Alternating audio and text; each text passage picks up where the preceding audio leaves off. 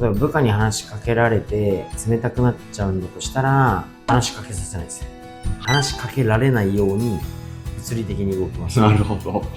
わざとイライラします。こんなこともできないの？それは上司としてありえないです。こんにちは、モンジです。このチャンネルでは14歳から働き、21歳で起業。これまでに300億円以上売り上げた経験で培った組織づくり、育成術などをお話ししています。興味のある方だけ見ていただけると嬉しいです。はい、ということで本日もよろしくお願いいたします。本日がですね、管理職が絶対に身につけるべき自分の機嫌の取り方ということで、部下のミスで予想外のイライラだったりとか戸惑いが日々起こると思うんですけど、いかにその場合平常心を保ち続けられるのか、その思考法についてですね、ちょっとご紹介いただけたらなと思いますが、いかがでしょうか。イライラとか戸惑うとかっていうことや平常心を保ち続けられるかとか、結局そのことが起こった時にどうするのがベストな選択なのかっていうのをちゃんと考えて選択できればいいわけですよね。だから別にイライラするのがダメとか平常心を保ち続けられないとダメじゃなくて、その時に最適なベストな選択を考えてできるために平常心が必要だったら平常心を保ち続けるだけの話ですよね。だから質問を聞いて思うのは、部下のミスで予想外のイラ戸惑いが日々起こってたらだいぶやばいよ。大丈夫かなそんなも予測できないのと。それってでも僕からすると部下の能力とかを把握できてない。いや、部下の能力と仕事の難易度のギャップを把握できてないとか、ちゃんと管理できてないと思うわけですよ。もちろん僕だって全部パーフェクトに管理ができてるわけじゃないから、なんでそんなことしてんだよみたいなこともありますよと。でもその毎日起こんないし、厳密に管理してる中では起こらないですよね。そうですね。特に忙しい時なんか、部下に話しかけられて、思わず冷たい反応してしまうとか、そうですね。そういうのよくあるんですよね。いや、僕もイライラしますよ。本当にイライラする時ありますよ。そうですか。そういう時は、例えば部下に話しかけられて冷たくなっちゃうんだとしたら、話しかけさせないですよ。話しかけさせない話しかけられないように物理的に動きます。なるほど。イライラしてる姿を見せたくない。見せるのがマイナスだ。いろいろ考えた上で。そう思ったら見せないように、イライラしないんじゃなくて、イライラを見せないようにします。もっと言うと極端な話、イライラすることをわざと見せることもあるんですよ。人によっては。なるほど。例えば新入社員の歴が浅いメンバーにイライラするのは見せてない。基本は。ただでさえ怖がられることが多いから。だから、絶対にイライラしてたとしてもその人から何か喋りかけられたともししたら、どうしたのみたいな。切り返すだけ。なるほど。でもそれを平常心っていうのは平常心です別に。でももうだいぶ歴が長くてそれなりの立場にあって、その人がいわゆるだからありえないミスをしたりとかするとイライラしますよね。わざとイライラします。こんなこともできないのと。でもそれは別にね、圧をかけることがベストな選択だとそのことについて思ってるからって話です。だから感情的にイライラするというよりは、感情的にもちろんイライラするんですけど、そのイライラを継続するか出すか出さないかは、それがベストな選択かどうかを考えてるだけですよ。わりかし戦略的にじゃないですけど、僕の場合部下に強く当たってしまって自分の余裕のなさだったんだなって後で思うことが多くて、どちらかというと感情的に自分の感情に自分が振り回されてるみたいな。それってイライラしている、全部片付けてますけど、イライラしていることと、それを表現しちゃってることと、それを言動行動で表しちゃってることって2つか3つあるじゃないですか、分けると。イライラはしますよ。でもそれを表現するかしないか、それを言動とか行動に組み込ませるか組み込ませないかは関係ないんですよ。それはちゃんとした方がいいと思うんですよね。イライラしちゃって部下に強く当たったは、例えば一番最悪なのは A さんがやらかしました。そのことについてイライラしてます。全く関係ない B さんが話しかけに来ました。今忙しいんだからちょっと喋りかけないで。こんなパターンを多分みんな言ってるわけですよ。うんうんそれは上司としてありえないです。うん。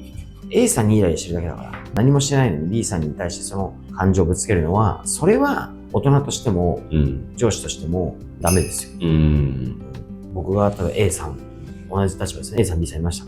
A さんやらかしました。僕もイライラしてます。お前なんでこんなこともできないんだ、なんでこんな失敗しちゃったんだ、お前何を学んでんだ、何をしようとしてんだ、仮になったとしましょう。はい。B さん、すいません社長って来ました。出したの何って行きますよ。それはそうですよね。確かに。そんなんもコントロールできないんだったら、大丈夫ですかって話ですし、でも、それがコントロールできない人がいっぱいいるからこういう質問が来るんだと思うんですよ。それはダメだから。だから前も言いましたけど、罪を憎んで人を憎まずもそうだし、自分が仮にじゃあその、さっきの A さん B さんの立場で B さんだとして、全く私関係ないのにめっちゃ機嫌が悪く、今忙しいから後にしようって言われたら、あなたが B さんだったらどう思いますかってことを考える。確かに。100歩1000歩譲ったとしても、B さんこう来た時に、ごめん、ちょっと後でもいい？今ね、ちょっとね、イライラしてるから、ごめん。ちょっと冷静に考えられない。ちょっと待って。1時間待って。最悪でもこれぐらい言っておいてます。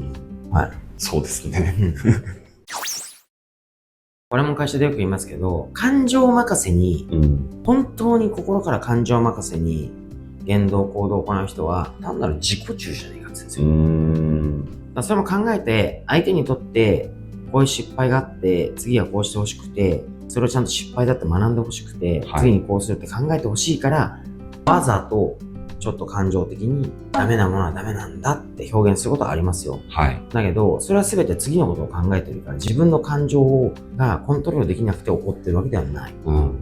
でもそれをもしやってしまったら、その人に対して次どうしてほしいかじゃなくて、自分のストレス発散でしかないし、自分がムカつくから感情を出してるだけだから自己中なだけですよ。ただそれだけ。いや、本当そうですね。だからまだ自己中だね。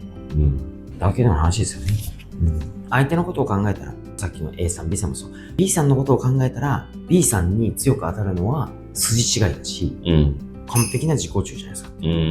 B さんのことを考えたら、何もしてなくて、ただ普通に相談に来た、話を聞きに来ただけなのに、いきなり忙しいから後にしてやとか、メモを朝に言われたら、なんなのあの人って。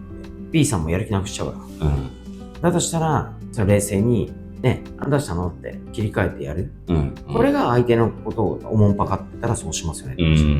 敬意を払ってたら部下だろうとなんだろうとそうしますよねって話だから。なるほど。ありがとうございます。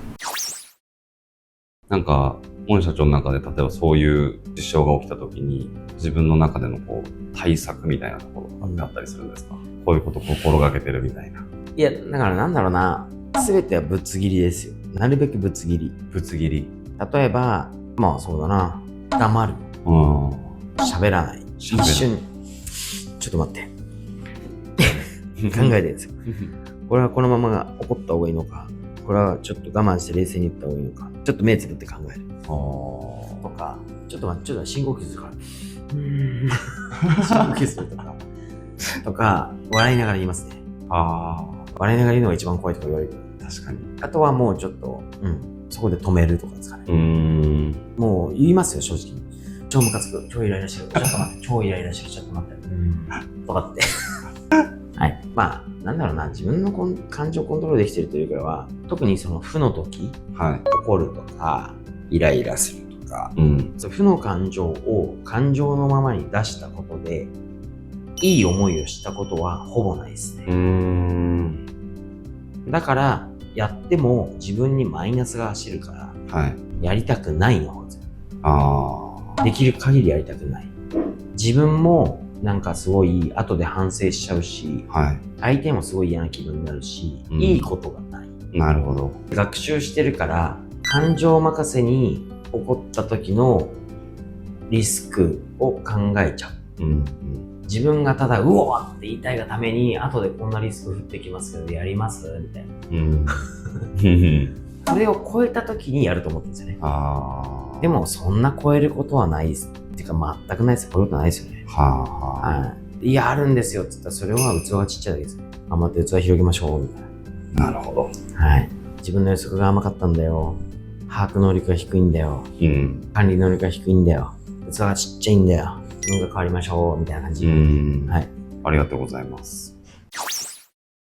本日はですね、メンタルケアと自己マネジメント、うん自分のコントロールかな。管理職が絶対に身につけるべき自分の機嫌の取り方という質問をいただきましたけど、自己コントロールですね。はい。感情がね、動くのは悪いことじゃないですし、イライラしちゃう時もあると思いますけど、ちゃんとその、行動を変えるっていうフォーカスでいくとも自分のどう行動を変えるかっていうのにフォーカスして、相手に対しては相手のことをちゃんと考えて自己中ではなくて、やっぱりこう全体最適を考えながらどういう言動行動を取るかっていうところをちゃんと考えていく、そういうことを最悪訓練するしかないんですよね。はい。だから自分を整えるっていうこと大事だし、人のマネジメントする前にまず自分のマネジメント頑張ろうぜとおっしゃるいう感じですよね。はい。はい。はい。ありがとうございました。はい。今日は管理職が絶対に身につけるべき自分の機嫌の取り方ということでお話をさせていただきました。少しでも気づきや学びがあった方がいたら嬉しい限りです。ありがとうございました。